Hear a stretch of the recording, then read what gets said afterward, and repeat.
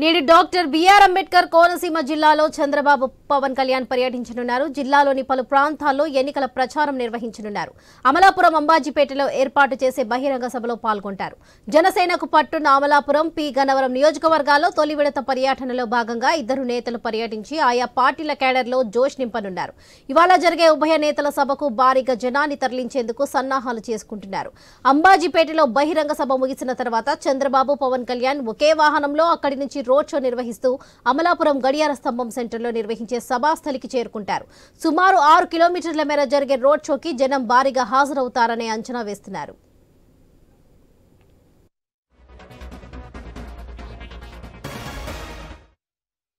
నేడు doctor BR Ambedkar Konaseema జిల్లాలో చంద్రబాబు పవన్ కళ్యాణ్ పర్యటించనున్నారు. జిల్లాలోని పలు ప్రాంతాల్లో ఎన్నికల ప్రచారం నిర్వహించనున్నారు.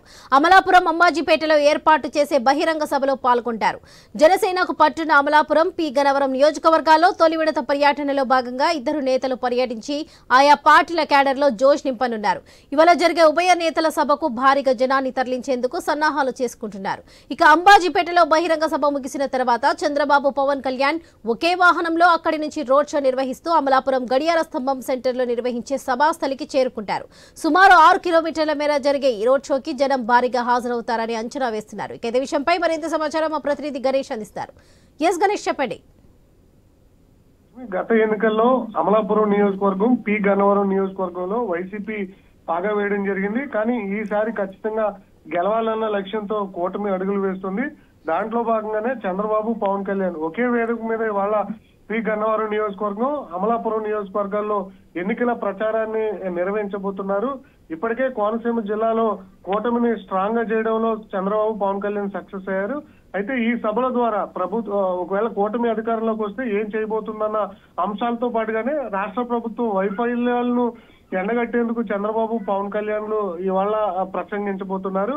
సాయంత్రం 4 గంటలకు అంబాజీపేటలో సభ ఉంటుంది. సభలో చంద్రబాబు పవన్ కళ్యాణ్ కలిసి మాట్లాడతారు. అక్కడి నుంచి నేరుగా మళ్ళీ అమలాపురం వెళ్తారు. 7 గంటలకు రోడ్ షో అనేది నిర్వహిస్తారు. ఇదే క్రమంలో పోలీసులు అలర్ట్ అయ్యారు. సాయంత్రం 4 గంటల నుంచి రాత్రి 7 గంటల లోపు అమలాపురం వెళ్లేటువంటి రహదారులన్నిటి కూడా డైవర్ట్ చేయడం జరిగింది. కాకినాడ, రాజమండ్రి, అదేవిధంగా రాజోలు ఈ వైపు నుంచి వచ్చేటువంటి వాహనాలను దారి మళ్లించడం జరుగుతుంది. ఎందుకంటే జన సంద్రోహంగా నెలకొనేటువంటి అవకాశం కనిపిస్తుంది. చంద్రబాబు పవన్ కళ్యాణ్ ఒకే వేదిక మీద రావడంతో ఇరు పార్టీల శ్రేణులు భారీగా హాజరయ్యే అవకాశం కనిపిస్తుంది. దానికంటే ముందే ఇవాళ తూర్పుగోదావరి జిల్లా ఉదయం సమయంలో రాజమండ్రి పార్లమెంటు తో చంద్రబాబు నాయకులతో సమావేశం కాబోతున్నాడు.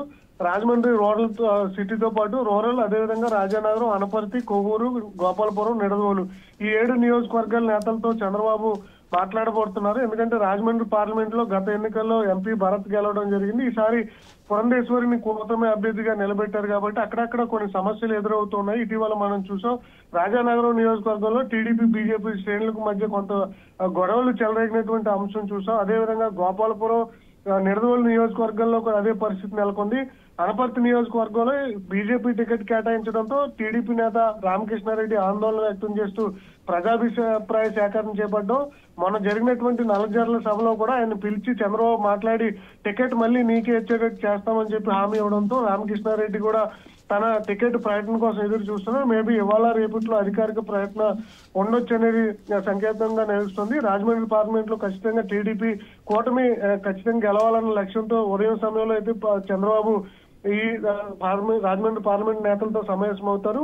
మధ్యాహ్నం నుంచి అమలాపురం, పి గన్నవరం నియోజకవర్గాల్లో అయితే పర్యటన ఉంటుంది. ఖచ్చితంగా కోనసీమ జిల్లాలో వచ్చే ఈ ఎన్నికలకు పాగా వేసే విధంగా అయితే చంద్రబాబు పవన్ కళ్యాణ్ యొక్క ప్రసంగం ఉంటుందని చెప్పొచ్చు. Varalakshmi. Right Ganesh, thank you.